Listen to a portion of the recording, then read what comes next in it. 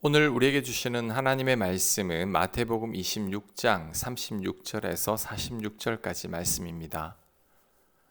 이에 예수께서 제자들과 함께 겟세마네라 하는 곳에 이르러 제자들에게 이르시되 내가 저기 가서 기도할 동안에 너희는 여기 앉아 있으라 하시고 베드로와 세베대의 두 아들을 데리고 가실새 고민하고 슬퍼하사 이에 말씀하시되 내 마음이 매우 고민하여 죽게 되었으니 너희는 여기 머물러 나와 함께 깨어 있으라 하시고 조금 나아가서 얼굴을 땅에 대시고 엎드려 기도하여 이르시되 내 아버지여 만일 할만하시거든 이 잔을 내게서 지나가게 하옵소서.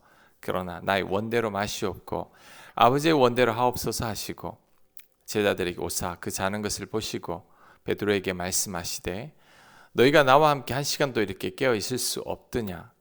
시험에 들지 않게 깨어 기도하라. 마음에는 원이로되 육신이 약하도다 하시고 다시 두 번째 나아가 기도하여 이르시되 내 아버지여 만일 내가 마시지 않고는 이 잔이 내게서 지나갈 수 없거든 아버지의 원대로 되기를 원하나이다 하시고 다시 오사 보신즉 그들이 자니 이는 그들의 눈이 피곤함일러라. 또 그들을 두시고 나아가 세 번째 같은 말씀으로 기도하신 후 이에 제자들에게 오사 이르시되 이제는 자고 쉬라. 보라 때가 가까이 왔으니 인자가 죄인의 손에 팔리느니라. 일어나라 함께 가자. 보라 나를 파는 자가 가까이 왔느니라. 아멘. 오늘 본문은 예수님의 겟세마네 기도인데 하나님의 아들이신 예수님의 연약한 모습을 보게 됩니다. 오늘 예수님의 모습을 통해서 세 가지 교훈을 살펴보겠습니다. 첫째, 예수님도 죽을 만큼 고민하고 힘들어하셨습니다. 예수님은 37절과 38절에서 매우 고민하시고 슬퍼하시고 죽을 만큼 힘들다고 하셨습니다. 고민하다의 헬라 원어의 뜻은 극도의 불안과 공포로 어찌할 바를 모르는 상태를 뜻합니다. 슬퍼하다의 헬라 원어는 깊은 고통과 슬픔으로 짓눌린 상태를 말합니다. 예수님은 그냥 조금 힘드신 것이 아니었습니다. 마음이 죽을 지경이었죠. 여기서 우리는 중요한 진실을 마주하게 됩니다.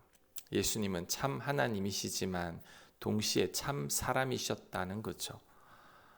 예수님은 우리의 고통을 먼발치에서 구경하신 분이 아니라 직접 그 고통 속으로 들어오신 분이시죠. 그래서 히브리서 기자는 이렇게 증언했습니다. 히브리서 4장 15절입니다.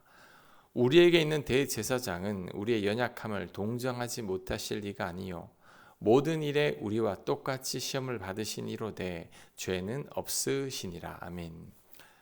예수님은 인간의 몸으로 이 땅에 오셨습니다. 그리고 모든 일에 우리와 동일하게 시험을 받으신 분이시죠. 그러니 예수님도 인간의 고통과 아픔과 두려움과 고민과 슬픔과 죽음의 위협 앞에서 흔들렸던 거죠. 우리도 마찬가지입니다. 신앙이 깊다고 해서 고통이 없는 게 아닙니다. 믿음이 강하다고 해서 눈물이 없는 것 아닙니다. 오히려 예수님처럼 그 고통을 솔직하게 아버지 앞에 가지고 나오는 것, 그것이 진짜 믿음이죠. 교인들은, 목회자들은 고통이 없고 늘 평안하고 그 어떤 상황 가운데서도 흔들리지 않는다고 생각합니다. 절대 그렇지 않습니다. 목회자도 똑같은 인간이어서 다를 바가 전혀 없죠. 하나님의 아들 예수님도 흔들렸는데 어떻게 목회자가 흔들리지 않겠습니까? 모든 교인들처럼 똑같이 흔들립니다. 관건은 그 흔들림 속에서 누구를 붙들고 있느냐입니다. 예수님은 고민해서 죽을 지경이었을 때 오로지 하나님께만 매달렸습니다. 밤을 새며 기도하시고 같은 기도를 3번이나 간절하게 하나님께 아뢰었죠. 우리도 이렇게 하면 됩니다. 혹시 지금 감당하기 어려운 짐을 지고 있습니까? 직장에서의 압박, 가정의 갈등, 몸의 고통, 미래에 대한 두려움, 인간관계의 갈등으로 마음이 무너질 것 같습니까? 괜찮습니다. 예수님도 그러셨죠. 이때 절망하거나 포기하지 않고 우리도 예수님처럼 하나님 앞에 매달리면 됩니다. 예수님은 고통 속에서 도망치지 않았습니다. 겟세마네에서 아버지 앞에 무릎을 꿇고 간절히 기도하셨죠. 우리도 그렇게 하면 됩니다. 그럴 때 하나님의 평안과 응답을 반드시 경험하게 될 것입니다. 자, 두 번째 주시는 교훈은 예수님도 중보기도를 요청하셨습니다. 예수님 혼자 겟세마네에 오르지 않으셨습니다. 제자들을 데리고 가셨죠. 그리고 그 제자들에게 당신께서 매우 고민하여 죽게 되었으니 깨어서 기도해 달라고 중보기도를 요청했습니다. 이런 요청을 3번이나 하셨습니다. 하나님의 아들이신 예수님께서 제자들에게 중보기도를 부탁하신 거죠. 이 장면은 우리에게 큰 도전을 줍니다. 우리 가운데 상당수는 기도 부탁하기를 꺼려합니다. 내 약함을 드러내는 것 같아서, 내 치부를 보여주는 것 같아서 무능해 보일까 봐 기도 부탁을 하지 않습니다. 목회자로서 솔직히 말씀드리면 저 또한 성도님들에게 개인 기도 제목을 내놓기가 불편할 때가 많습니다. 목사가 기도 부탁을 한다고 하면 왠지 믿음이 없어 보이는 것 같고 약한 사람처럼 보일 것 같다는 생각이 들기 때문이죠. 그런데 예수님도 기도 부탁을 하셨다는 것을 기억해야 합니다. 바울도 역시 기도 부탁을 하셨죠. 로마서 15장 30절입니다. 형제들아, 내가 우리 주 예수 그리스도와 성령의 사랑으로 인하여 너희를 권하노니 너희 기도에 나와 힘을 같이하여 나를 위하여 하나님께 빌어. 자, 믿음의 사람 바울도 하나님의 아들 예수님도 기도를 부탁하셨습니다. 그렇다면 우리는 더욱더 기도 부탁을 해야 합니다. 믿음의 거장도 하나님의 아들도 기도 부탁을 했다는 것을 반드시 명심해야 합니다. 불이 났을 때 혼자 끄려고 버티는 사람이 있겠습니까? 당장 소방서에 전화를 해야 하고 이웃의 도움을 청해야 합니다. 혼자 감당하려다 집이 다 타버리고 말죠. 인생에 불이 붙었을 때도 마찬가지입니다. 혼자 끙끙거리며 감당하려 하지 말고 기도의 동력자를 찾아야 합니다. 어려움이 닥쳤을 때 혼자 감당하려고 하지 말아야 합니다. 교회 안에 믿음의 동력자들이 있습니다. 부끄럽지 않은 일입니다. 기도 부탁을 한다는 것은 약한 것도 아닙니다. 기도 제목을 나누는 것이 바로 공동체죠. 목회자나 믿을 만한 선배님들에게 기도 요청을 해야 합니다. 그것이 바로 교회이고, 그래서 하나님께서 우리들에게 교회의 공동체를 허락하신 거죠. 지금 기도 제목이 있습니까? 간절한 기도 제목이 있습니까?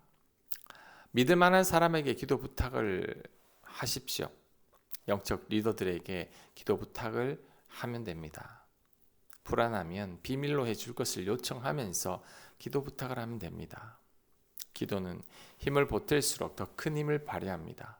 그래서 예수님은 못난 제자들에게도 기도 부탁을 한 것입니다. 자, 마지막 3번째 교훈은 예수님도 같은 기도를 여러 번 반복하셨다는 겁니다.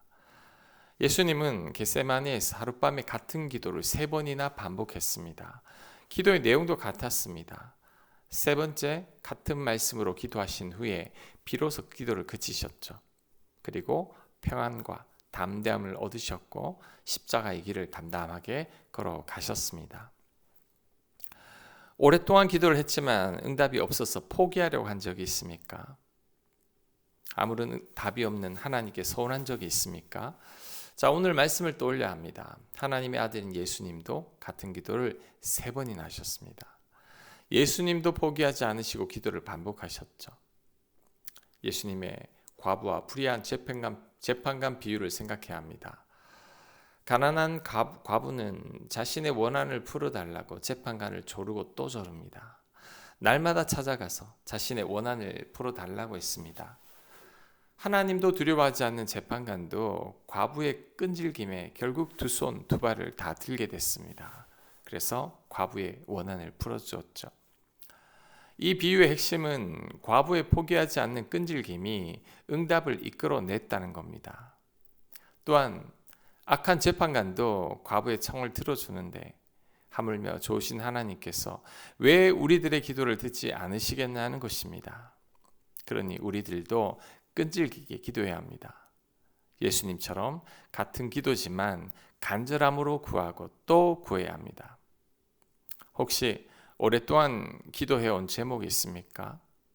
자녀를 위한 기도, 배우자를 위한 기도, 가정을 위한 기도, 병 낫기를 위한 기도, 스스로를 위한 기도를 하고 있습니까? 포기하지 말아야 합니다. 예수님도 3번 반복하셨습니다. 그렇다면 우리들은 300번이라도 해야 합니다. 그럴 때 하나님께서 응답하실 겁니다. 그 응답이 예스가 되든 노가 되든 하나님께서 반드시 응답하실 겁니다. 오늘 예수님의 인간적인 모습을 우리가 보게 됐습니다. 예수님도 죽을 만큼 힘들어 하셨고 얼마나 답답해 하셨는지 제자들에게 기도 부탁을 하셨습니다. 같은 기도를 3번이나 반복하시며 하나님께 매달렸죠. 예수님의 이런 모습에 도전을 받아야 합니다. 하나님의 아들이 이 정도로 기도했다면 우리들은 더 많이 기도해야 하고 더 간절히 기도해야 합니다. 지치고 힘들어도 예수님 또한 그랬음을 기억하고 다시 일어나야 합니다. 그것이 우리를 향한 하나님의 뜻일 겁니다. 아멘. 하나님의 아들 예수님도 죽을 만큼 고민하고 힘들어 하셨습니다. 우리와 같이 연약한 예수님이셨습니다. 하지만 하나님 붙듦으로 다시 일어선 그 예수님처럼 우리 또한 일어서게 하옵소서. 중보기도를 요청하게 하시고 같은 기도를 하나님 반복하며 하나님만을 애타게 찾는 저희들 되도록 인도하여 주시옵소서. 예수님 이름으로 기도합니다. 아멘.